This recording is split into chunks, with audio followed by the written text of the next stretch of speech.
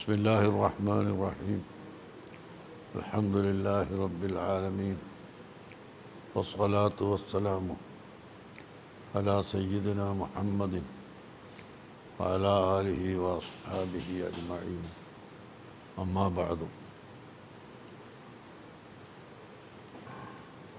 പ്രിയ സഹോദരങ്ങളെ, സുഹൃത്തുക്കളെ,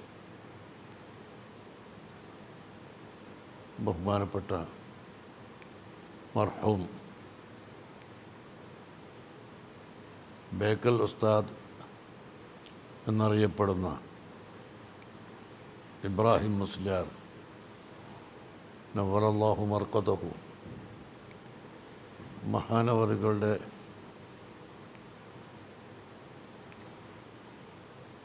മരണം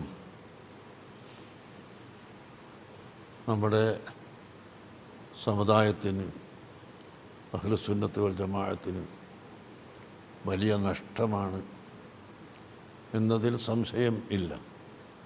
പക്ഷേ അല്ലാഹുവിൻ്റെ സാബിഖായ ഖദാ വരുമ്പോൾ പോകാതെ കഴിയില്ലല്ലോ. ഇനി നമുക്ക് മഹാനവറുകൾക്ക് വേണ്ടി പൊറുക്കൽ തേടുകയും സവാബിന് വേണ്ടി ദുആ ചെയ്തു കൊടുക്കുകയും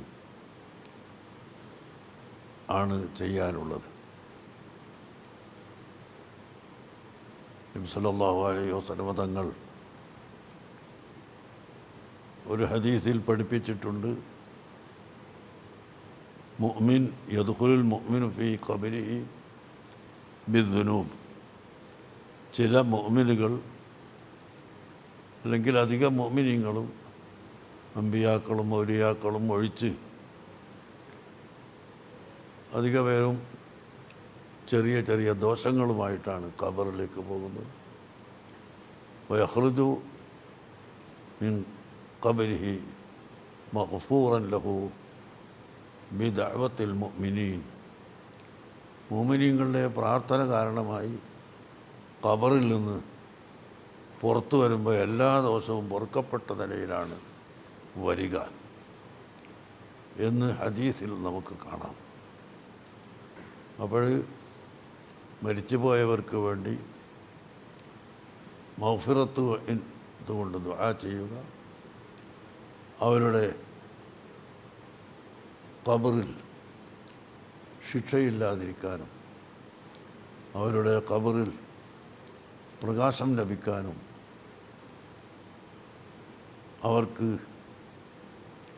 റഹ്മത്ത് ചൊരിക്കപ്പെടാനും ദുആ ചെയ്യുകയാണ് നമുക്ക് വേണ്ടത്. ബഹുമാനപ്പെട്ട ബേക്കൽ ഉസ്താദ് എന്നറിയപ്പെടുന്ന ഇബ്രാഹിം മുസ്ലിയാർ, ബഹുമാനപ്പെട്ട സയ്യിദ് അബ്ദുറഹ്മാൻ ബുഖാരി താജുൽ ഉലമ അവരുടെ പ്രധാന ശിഷ്യനാണ്.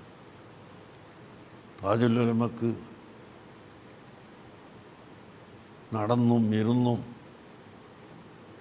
ഏത് നിലയിലും ദർസ് നടത്താനുള്ള ആഫിയത്തും കഴിവും ഉള്ള കാലത്ത് ഉള്ളാൾ വന്നെത്തി. അന്ന് പ്രധാന ശിഷ്യന്മാരിൽ ഒരാളാണ് മഹാനവൻ ഇബ്രാഹിം മുസ്ലിയാർ. എപ്പോഴും പറയും, ഏതൊരു സംശയം ചോദിച്ചാലും അപ്പോഴേക്കപ്പോൾ കിതാബ് നോക്കാതെ മറുപടി പറയാൻ കഴിയുന്ന ഒരു മുദരിസ് തന്നെയായിരുന്നു ബഹുമാനപ്പെട്ട താജുൽ ഉലമ എന്ന് എന്നോട് എപ്പോഴും പറഞ്ഞിട്ടുണ്ട്. എന്നാൽ ഇബ്രാഹിം മുസ്ലിയാർ അവർ ഓതിപ്പഠിച്ചതിന് ശേഷം പിന്നെയും ധാരാളം ഗ്രന്ഥങ്ങൾ മുത്താലഅത്ത് നടത്തുകയും പരിശ്രമിക്കുകയും ചെയ്തതിൻ്റെ പേരിൽ വലിയ ഒരു ഉന്നത പണ്ഡിതൻ തന്നെ ആയിത്തീർന്നു.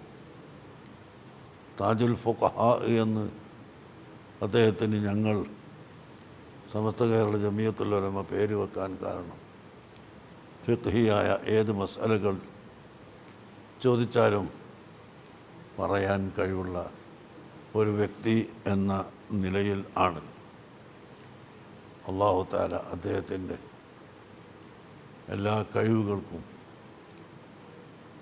പിൻഗാമികളായ നമുക്ക് അവ റഹ്മത്തായി ലഭിക്കാൻ അല്ലാഹു തൗഫീഖ് നൽകട്ടെ. ഇബ്രാഹിം മുസ്ലിയാരുമായി ഞാൻ വളരെ പഴക്കമുള്ള പരിചയമുണ്ട്. 1974 ഞാൻ ഹജ്ജിന് പോയി, കപ്പൽ മാർഗം.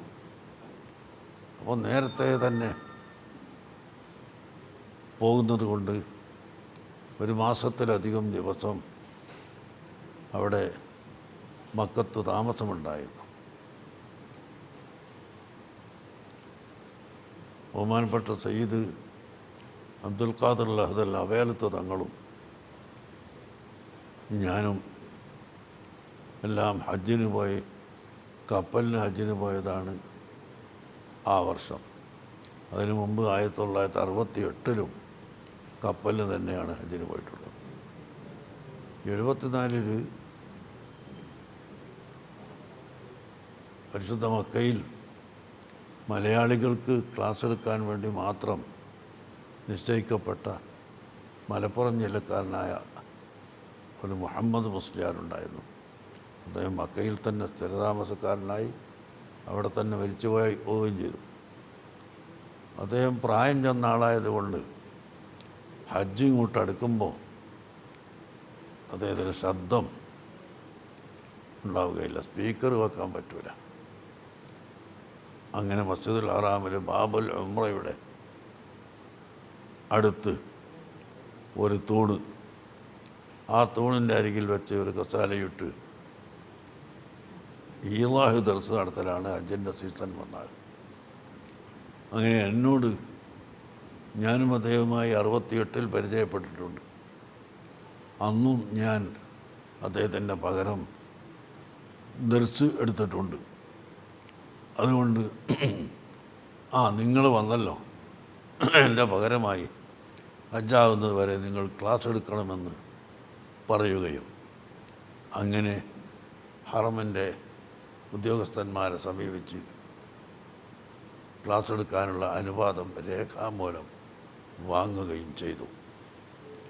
അപ്പോൾ അന്ന് ഹറമിൻ്റെ മേൽനോട്ടക്കാരനായ ഷെയ്ഖ് താഹ എന്ന് പറയുന്ന ഒരു പണ്ഡിതൻ എന്നോട് പറഞ്ഞു, നിങ്ങൾ ഈളാഹിലുള്ള വിഷയം മാത്രം പറഞ്ഞാൽ മതി, മറ്റുള്ള വിഷയങ്ങളൊന്നും നിങ്ങളിവിടെ പറയേണ്ടതില്ല, ക്ലാസ് എടുക്കേണ്ടതുമില്ല. അൽഹംദുലില്ലാ, ഈളാഹും അതിൻ്റെ ശറഹ് ഇബ്നു ഹജർ തങ്ങളുടെ ശറഹും വെച്ചുകൊണ്ട് ഞാൻ ഹജ്ജിൻ്റെ ക്ലാസ് എടുക്കുകയായി. ഒരു മാസത്തോളം ഞാൻ ആ ക്ലാസ് എടുത്തിട്ടുണ്ട്. എന്നാൽ ചില ശത്രുക്കൾ ആ ക്ലാസ് നിർത്തിക്കളയാനുള്ള കുതന്ത്രവുമായി വന്നു. അതെന്താ, വേണ്ടാത്ത പല ചോദ്യങ്ങൾ.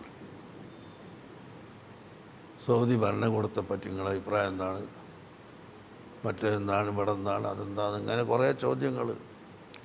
സബക്ക് കഴിഞ്ഞിട്ട് ആർക്കെങ്കിലും സംശയം ഉണ്ടെങ്കിൽ ചോദിച്ചോളൂ എന്ന് പറയുന്നത് ആ സമയത്ത് ചോദിക്കണം. സംശയം എന്ന് പറഞ്ഞാൽ ഹജ്ജ് സംബന്ധമായ സംശയമാണ് ഞാൻ ചോദിക്കുന്നതും പറയുന്നത്. അതിനിടയിൽ ഇങ്ങനത്തെ ചോദ്യങ്ങൾ ഒരു ദിവസം 2-3 എണ്ണം വന്നു. ഞാൻ അവരോട് പറഞ്ഞു, അതിലൊക്കെ ഇവിടെ മുഫ്തിമാർ ഉണ്ട്, ഗവൺമെൻറ്റിൻ്റെ ശമ്പളം പറ്റിക്കൊണ്ട് മുഫ്തിമാർ ഉണ്ട്, അവരോട് ചോദിച്ചോളൂ, എന്നോട് ഹജ്ജ് മസാല മാത്രം ചോദിച്ചാൽ മതി എന്ന് പറഞ്ഞു. അങ്ങനെ ക്ലാസ് പിരിഞ്ഞ ശേഷം ഇബ്രാഹിം മുസ്ലിയാർ വന്നു എൻ്റെ അടുത്ത്. സലാം ചൊല്ലി കൈപിടിച്ച് എന്നോട് പറഞ്ഞു, ഞാൻ കുറേ ദിവസങ്ങളായി ഈ ക്ലാസ്സിന് വരാറുണ്ട്, നമ്മൾ തമ്മിൽ പരിചയമില്ലാത്തതുകൊണ്ട് ഒന്നും സംസാരിക്കാതിരിക്കലാണ്. നിങ്ങൾ ആ പറഞ്ഞ മറുപടി വളരെ നല്ല മറുപടി ആയിട്ടുണ്ട്. ഫിത്നയാക്കാൻ ചോദിക്കുന്നവർക്ക് അത് തന്നെയാണ്, ബാക്കിയുള്ള എല്ലാ ഫത്വയും കൊടുക്കാനല്ലല്ലോ നമ്മളിവിടെ വന്നത്. നമ്മൾ ഹജ്ജിൻ്റെ അവസാനം പഠിപ്പിക്കുന്നു, അതിന് നമുക്ക് അനുവാദവും കിട്ടിയിരിക്കുന്നു. ആ മറുപടി വളരെ നല്ല ഫിറ്റായ മറുപടി ആയിട്ടുണ്ട്. മൂപ്പരെന്നോട് പറഞ്ഞു. ഏതായാലും അൽഹംദുലില്ലാ അന്ന് മുതൽ അദ്ദേഹവുമായി പരിചയപ്പെട്ടു. പിന്നീട് എല്ലാ കാലവും അദ്ദേഹവുമായുള്ള വളരെയധികം സൗഹൃദം നിലനിർത്തിക്കൊണ്ടാണ് ഞങ്ങൾ പോന്നിട്ടുള്ളത്. അവസാനം വരെ ആ സൗഹൃദം നിലനിന്നിട്ടുണ്ട്. ഇനി സ്വർഗത്തിലും അല്ലാഹു തആല ഒരുമിച്ച് കൂട്ടി തരുമാറാകട്ടെ.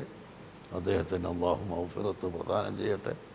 അദ്ദേഹത്തിൻ്റെ എല്ലാവിധ ദോഷങ്ങളും അല്ലാഹു തആല പുറത്തു കൊടുക്കുമാറാകട്ടെ. അല്ലാഹു അവർക്ക് ഖബർ വിശാലമാക്കി കൊടുക്കുമാറാകട്ടെ. ഖുർആൻ ഗുണമായി